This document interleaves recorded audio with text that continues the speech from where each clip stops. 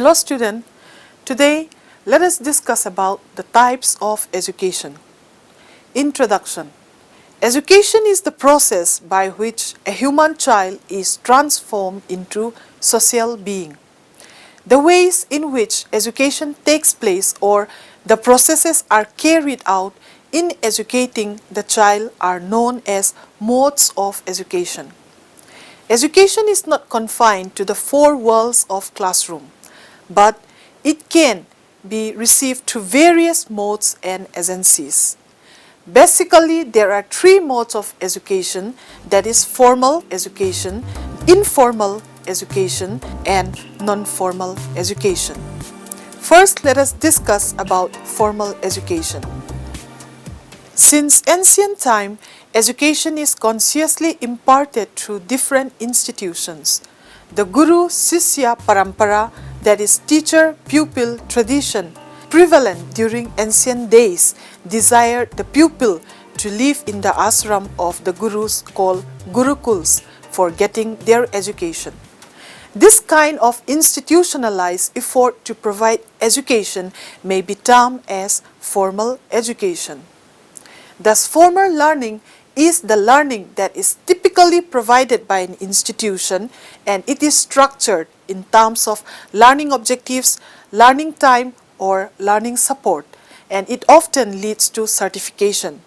Depending upon the way of delivery of formal education, it can be classified again in different categories. We have like number 1, face-to-face mode. When the learner is in direct contact with the instructor in a face-to-face situation, it is called the face-to-face mode of imparting education. Such a situation exists in case of classroom teaching in the schools where the teacher and the pupils, they physically remain present in a face-to-face manner at the time of getting education. This is regarded as the most effective mode of education, as there is a greater scope for a learner to interact with the teacher, and the teacher also can explain as per the need and requirements of the learner. It is also known as the traditional or the conventional mode of providing education. Then we have distance education mode. As an alternative to face-to-face mode of education, here the learner and the teacher may geographically be located at the different places, and the education is imparted using means other than direct interaction or face-to-face teaching learning. However, even though the two are not face-to-face to each other, the learner is vitally in touch with the teacher. In a way, the distance mode has also some inbuilt component of face-to-face interaction between the teacher and the taught. Teleconferencing is a mode where the teacher and the taught are connected with the help of satellite, and there are possibilities of interaction through communication technology. Distance education through video conferencing is similar to teleconferencing, where both the instructor and the learners can see and interact with each other, although both may remain physically thousands of kilometers apart. This is done in various ways through internet like Skype or through a satellite-based two-way interaction systems, as in the case of teleconferencing.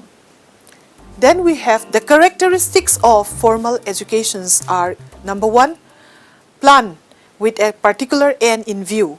Formal education is planned with a particular end in view. It is given in school, college, and similar other institutions which are established with the purpose. In this way, it is direct schooling, instruction and tuition. Then the second is well-defined and systematic curriculum. Formal education has a well-defined and a systematic curriculum. This curriculum is based on certain aims and objectives. These aims are in conformity with the needs of the society and the state. Then we have number 3, which includes activities outside the classroom.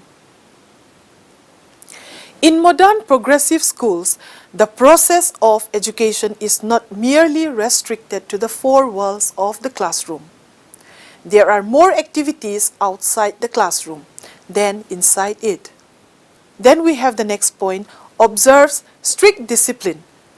Formal education observes a very strict discipline. The pupil and the teacher are both aware of the fact and engage themselves in the process of education.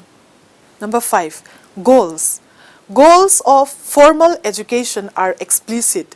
They are generally deduced from the broad societal or national goals and are formulated in such a way that they are achieved in the long-term perspective. However, in order to achieve the goals, short-term objectives are formulated and pursued in the educational operation. Then we have number 6, entry requirements. Educational institutions or the state determines the entry requirements to formal education. Hence, to acquire a certain kind of learning experiences, one has to fulfill the entry requirements.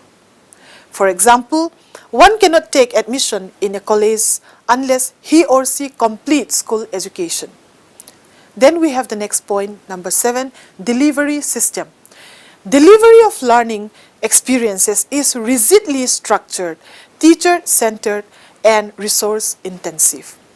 The transaction of learning experiences mostly takes place within the institution isolated from the environment. All this does not mean undermining of the learner, but the degree of control in the delivery system rests more with the teacher and the institution than with the learner. The next point, number 8, is operational control.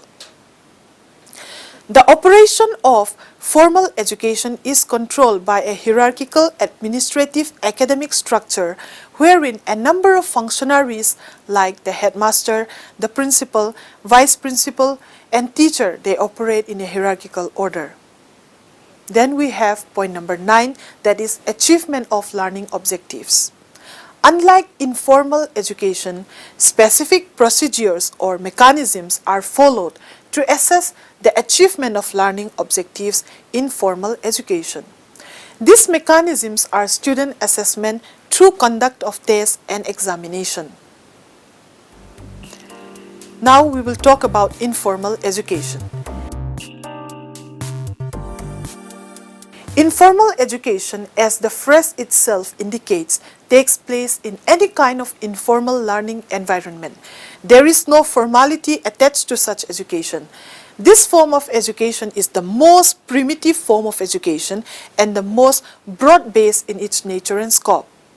As we have already stated, the first social environment for informal education is the family or home of a child. He learns a lot of life skills, attitudes, social manners, and knowledge of his immediate world through his interaction with family members like mother, father, brothers, sisters, and others. Beyond the framework of family, a child acquires a lot of knowledge or skills from a host of informal agencies of education.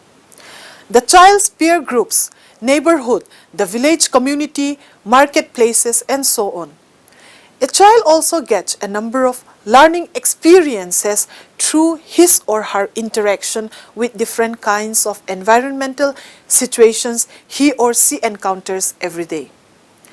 Agencies like television, radio, films, newspapers, magazines, books, etc. do help in the process of socialization of the child. But learning experiences are not purposefully designed. However, when a child interacts with such agencies, he or she acquires a lot of learning experiences which are educative. Now let us discuss the nature of informal education in detail. Number 1, incidental and spontaneous. Informal education is incidental and spontaneous. There is no conscious effort involved in it. Courtesies, gentleness, etc., which are learned in a marketplace or in a hotel amounts to informal education. Number 2, not pre-planned nor deliberate informal education is an educative activity which is neither pre-planned nor deliberate. The child learns many habits, manners, and patterns while living with others or moving in different spheres like home, society, groups, etc. Then we have number 3, not imparted by any specialized agency. Unlike the formal education, informal education is not imparted by any specialized agency such as school or college. Then we have point number 4, no prescribed timetable or curriculum. Informal education is not given according to any fixed timetable or through formal means of education. There is no set curriculum required. Informal education consists in experiences and actual living in the family or community. In the next point, we have it may be negative education also. Informal education may be negative also. Instances are not rare when one learns stealing or some other forms of misbehavior from the experiences which the child may casually have in the street, market, or in some other place. Then we have the next point number 6, that is informal education is experiential in nature. This means the learner learns a lot through interacting with the learning environment. Then the next is non-formal education modes. The genesis of non-formal education is traced back to the 1960s and 1970s. During this period, there was concern about unsuitable curricula, a realization that educational growth and economic growth were not necessarily in step, and that jobs did not emerge directly as a result of educational inputs. Many countries were finding it difficult, politically or economically, to pay for the expansion of formal education. The above development reflected that formal education systems could not cope up with the socio-economic changes around them. Secondly, UNESCO, in its landmark report of the International Education Commission 1972, Learning to Be, propagated the idea of lifelong education and the learning society. Third, the idea of deschooling, which was launched by the great American educationist Ivan Illich, also pointed to the redundancy of the formal education system like the school to meet the learning requirements of human beings. Non-formal education, like the formal education, is an organized activity which takes place outside the formal educational structure. It also intends to achieve predetermined educational objectives, but unlike the formal education, non-formal education always caters to the learning need of a specific target group. In a country, one can find a number of initiatives and programs which are non-formal by nature.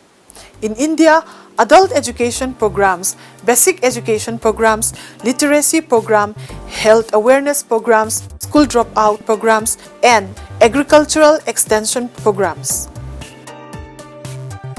Then we have the characteristics of non-formal education. Number 1. Goals and objectives. Non-formal education programs are always conceptualized to achieve short-term and special educational goals and objectives. For example, in any kind of literacy program, the objective is only to achieve literacy among the illiterates, and the program is geared towards the achievement of that objective only. Number 2, timing.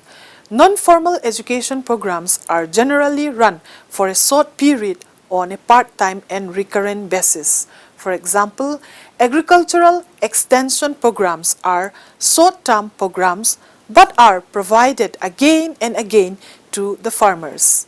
Then we have number 3, curricular experiences. Curricular experiences are generally formulated keeping in mind the specific needs of the target groups. These are more individualized rather than broad-based and general in nature. For example, programs which are meant for village-level health workers, they contain specified and pertaining to health care in the context of village environment.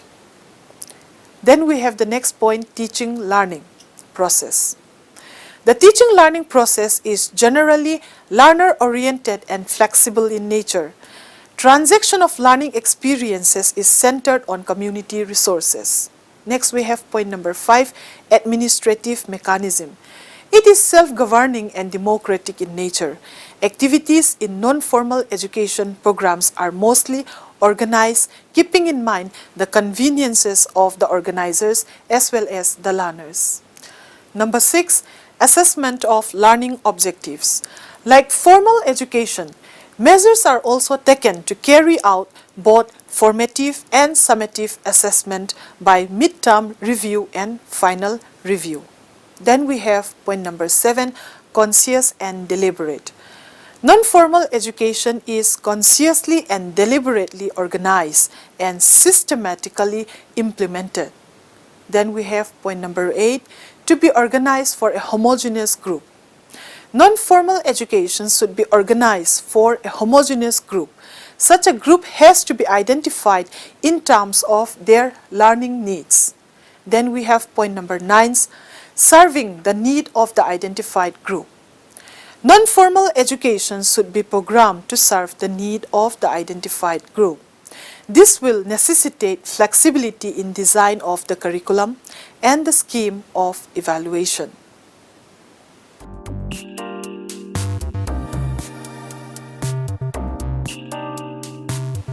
And to conclude, education of human being is perhaps the most cherished goal of any human civilization that ever existed or yet is to come in this world. Every society believes in education as a potent instrument of social change, and for this reason, great importance is attached to school. In order to meet the huge demand of education and with the advancement in technologies, lots of ways and means are available to provide education to every doorstep. It may take place formally, informally, and sometimes consciously in a non-formal manner.